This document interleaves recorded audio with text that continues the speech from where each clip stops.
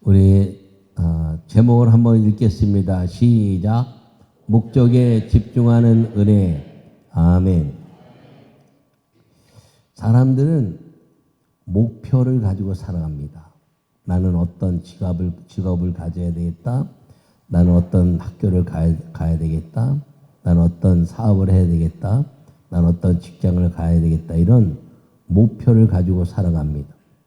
이 목표는 요동칠 수 있어요. 전공을 이걸 했는데 사는 건 전혀 다른 삶을 살 수 있다는 것이죠. 목표는 다 요동칠 수 있습니다. 그런데 사람에게 목적이 있다는 겁니다. 그 목표와 목적은 좀 다를 수 있는데 사람이 갖는 목적이 무엇이냐면 사람답게 살자. 아멘. 목표는 달라질 수 있지만 목적은 사람답게 사는 것이 목적이 되어야 된다는 걸 기억하기를 바랍니다. 개인적인 목적은 다 다릅니다.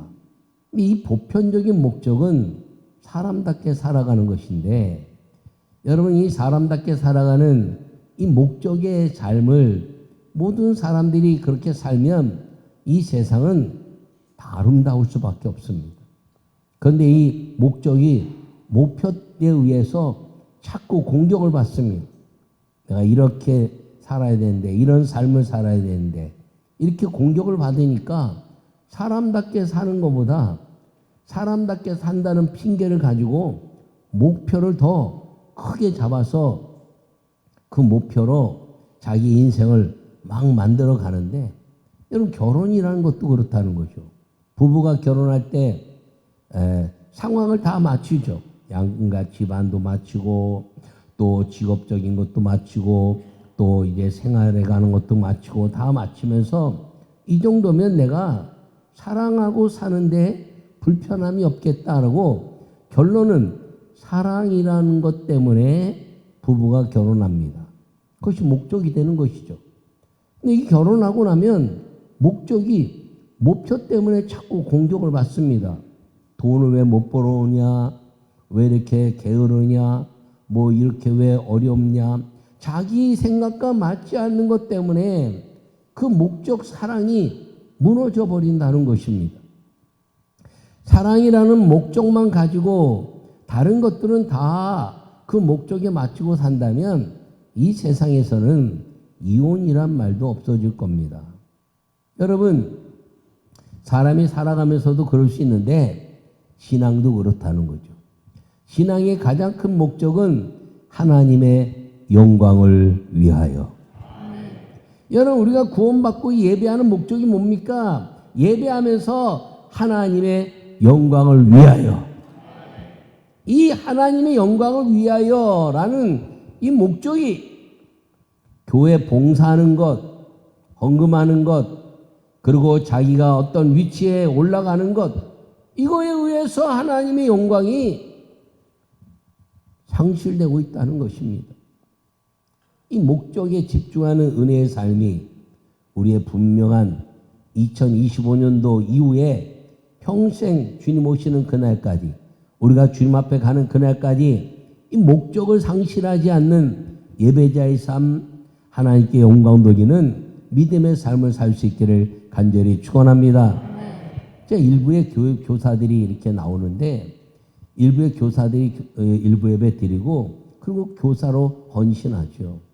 근데 어느 때는 힘들어서 못 나올 때도 있잖아요. 제가 그날은 교사하지 말라고 말합니다. 교사를 위한 것이 아니라 예배를 위한 것이니까 예배를 안 드렸으면 교사하지 마라. 그날은 왜? 네 영혼이 더 중요하니까 이렇게 가르치고 있는 겁니다. 그러니까 젊은 교사들이 일부에 와서 예배 드리고 또 지금 올라가서 열심히 봉사하는 이유는 여러분 그들의 삶의 목적은 예배와 하나님의 영광을 위한 것이지 교사가 목적이 아니라는 거예요. 여러분 모두가 하나님의 영광을 위한 목적에 집중하는 은혜의 삶이 절대로 놓치지 않는 하나님의 사람들로 살아갈 수 있기를 간절히 축원합니다. 요약의 말씀을 읽겠습니다. 같이 읽습니다. 시작. 살아가면서 목적이 있는 삶은 열정이 식지 않습니다. 이스라엘 민족이 율법에 열정이 있을 때에는 하나님의 보호하심의 복을 누렸습니다. 성령님과 말씀의 목적에 집중하는 은혜의 복을 누립시다. 아멘. 여러분, 오늘 이 갈라디아서 말씀은 사도 바울이 갈라디아 지방에 복음을 증거했습니다. 그래서 이 이방인들이 다 예수님을 믿었어요. 근데 유대인들이 스데반의 핍박에 의해서 갈라디아 지방까지 왔다가 거기서 예수님 믿는 사람들을 만나면서 기쁨이 충만했는데 이 유대인들이 갖는 할례를 같이 행해야 예수님 믿는 구원의 역사를 말하게 된 것입니다. 그러니까 사도 바울이 이제 예루살렘 공회에 와서 이 믿음으로만 구원받는 것이지 다른 건 구원받는 게 아닌데 왜 할례를 이야기하냐. 그래서 그 모든 이제 사도들과 믿음의 사람들이 모여서 오직 구원은 믿음으로, 그리고 나머지 것들은 삶의 방법이다, 이렇게 결정을 합니다. 그래서 이제 갈라디아 이 사람들에게 쓴 편지가 무엇이냐면 할례는 무할례나 할례나 다 무의미하되 마음의 할례를 받아라. 할렐루야. 그러면서 이 할례에 대한 가치가 절대로 구원에 대한 가치가 아니다라고 말씀하시면서 오늘 본문에 뭐라고 말하고 있냐면 할례는 율법을 지키기 위한 하나님의 도구고 방법인데 이들이 하나님이 율법을 강조한다고 하면서 할례를 스스로 나타내고 할례 받는 것이 더 당당한 유대인의 삶, 구원받는 삶이 될 것이라고 잘못 가르치고 있는 것을 이야기하고 있는 것입니다. 할례를 받은 그들이 스스로 이제 율법을 지키지 않고 할례를 자랑하게 됐다는 것이죠. 하나님의 말씀을 자랑하고 하나님의 율법을 통해서 지켜서 하나님의 영광스러운 축복을 받도록 하는 것이 하나님의 뜻인데 이 할례를 통해서 스스로 할례가 자랑이 되었다는 것입니다. 목적이 변질됐다는 것이죠.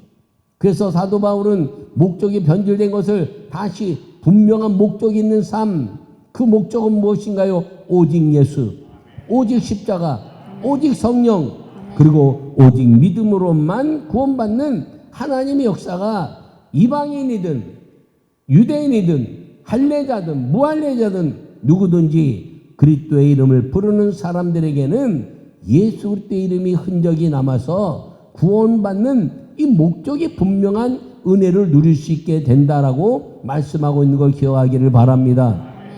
그러므로 우리가 신앙생활하면서 이제 신앙의 연륜이 깊어지면 깊어질수록 성경도 많이 알고 그리고 이제 교회법도 많이 알면서 이제 세상법도 이제 많이 알아가는데 그러면서 그걸 가지고 자기가 아는 게 자랑이 되면 그것이 목적을 상실하는 도구가 목적을 덮어버리는 일이 될 수 있다는 걸 기억하시고 여러분 모두가 여러분 자신이 하나님 앞에서 정직하고 여러분 자신이 하나님 앞에서 예배자로 여러분 자신이 그 예배를 통한 하나님의 만남을 통해서 하나님의 말씀을 온전히 지켜내는 축복의 목적에 집중하는 은혜의 삶을 살 수 있기를 간절히 축원합니다.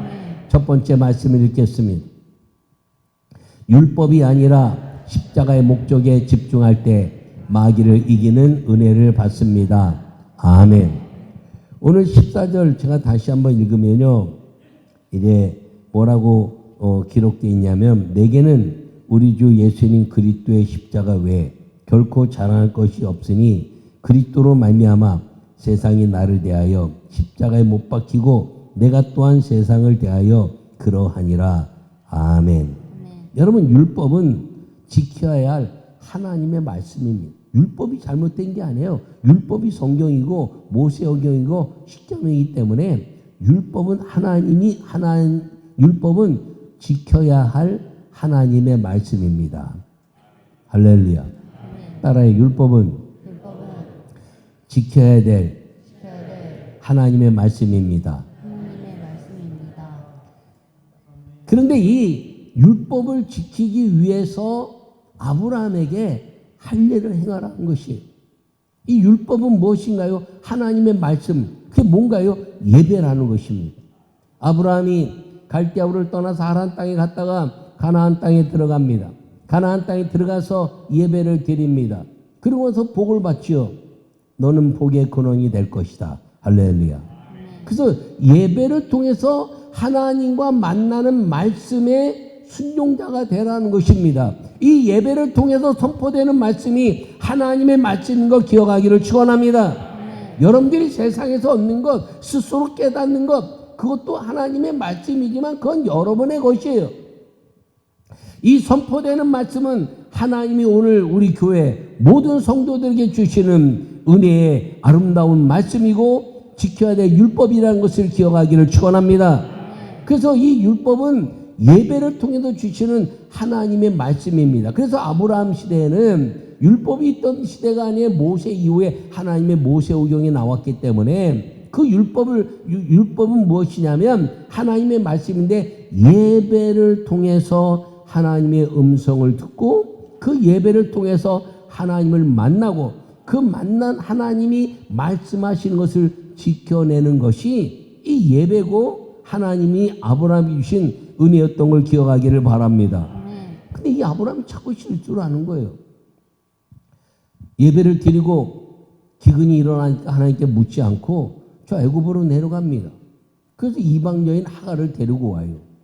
그러고 나서 또 번제를 드려놨더니 이 번제를 각을 다 드리고 이제 제사를 드렸는데 집비둘기 새끼가 작으니까 쪼개지 않고 올려놨어요.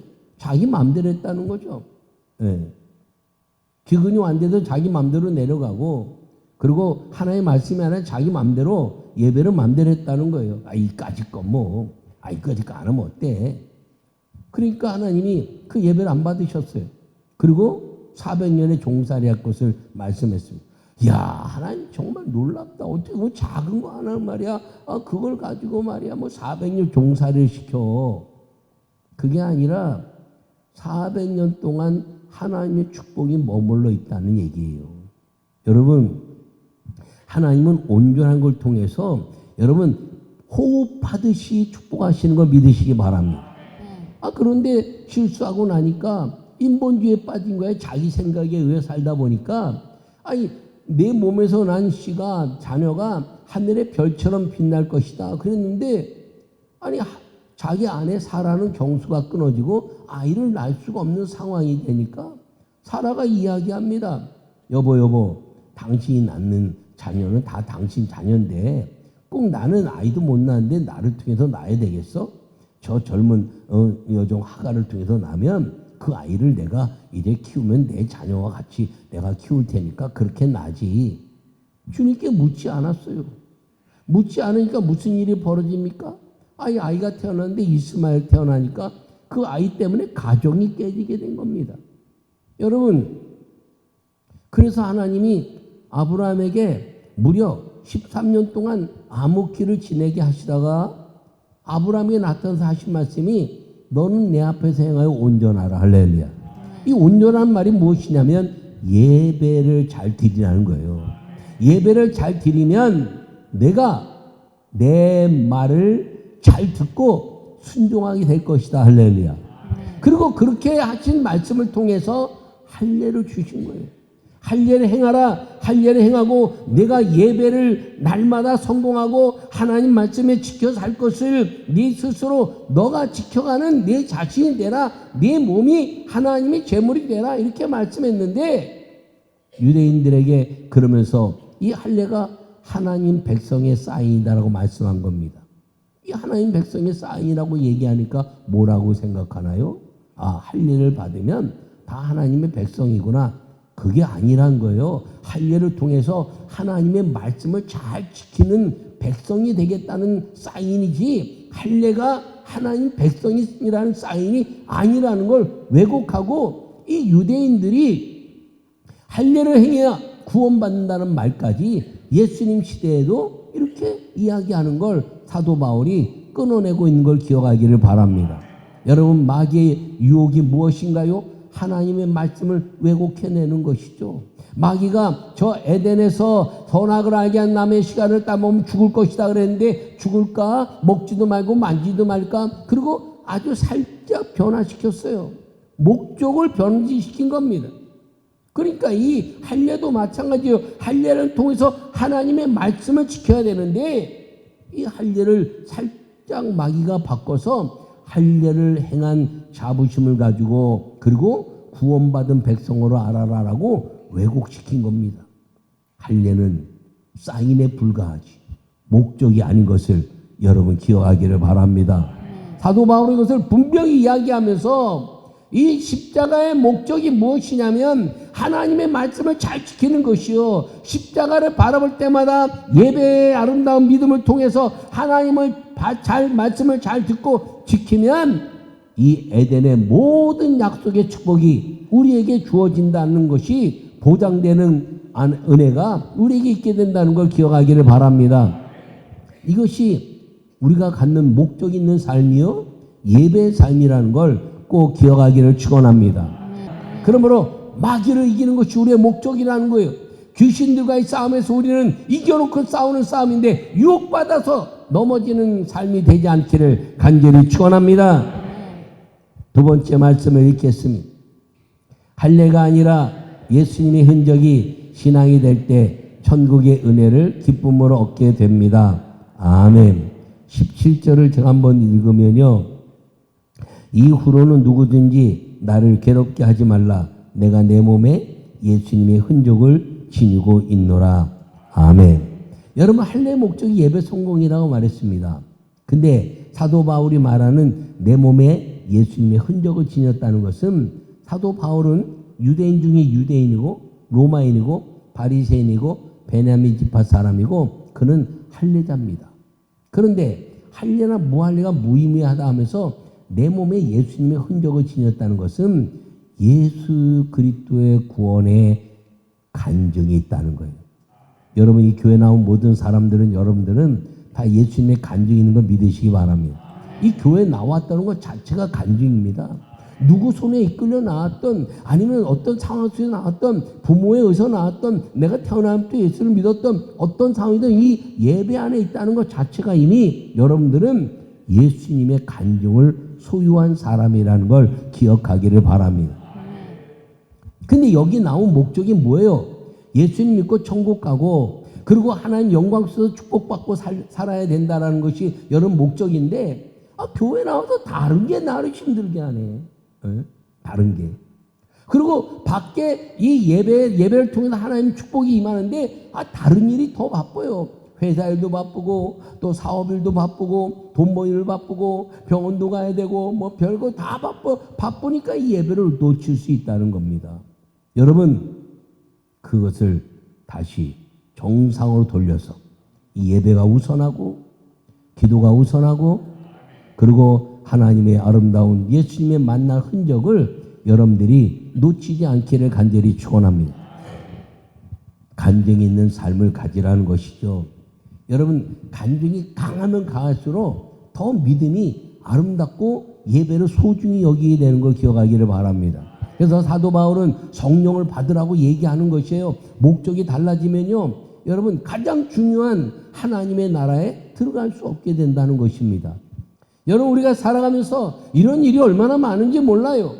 목적은 예수님이고 목적은 성령님이고 목적은 천국인데 그 일을 위해서 우리가 살다가 다른 것들과 막 분쟁을 일으키고 싸움을 일으키고 그리고 자기 주장에 의해서 살다가 예배도 떠나고 교회도 떠나고 천국까지 놓치는 그런 불쌍한 인생들이 일어나서는 안 된다는 걸 꼭 기억하기를 간절히 축원합니다.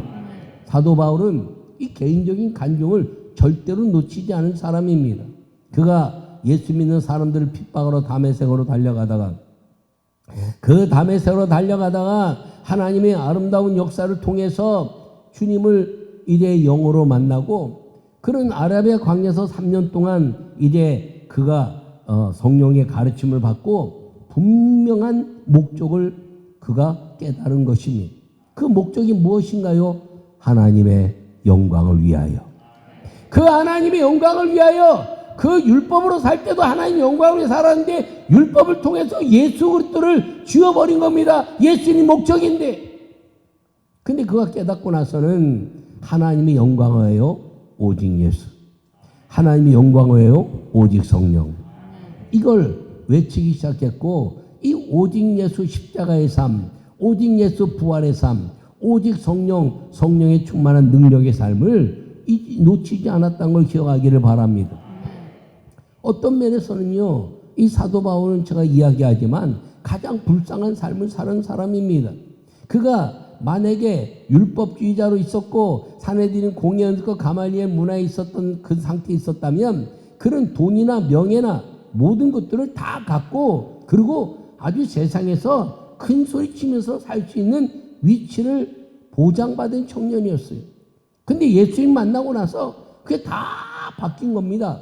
목적을 찾게 되니까 도구는 아무것도 아닌 거예요.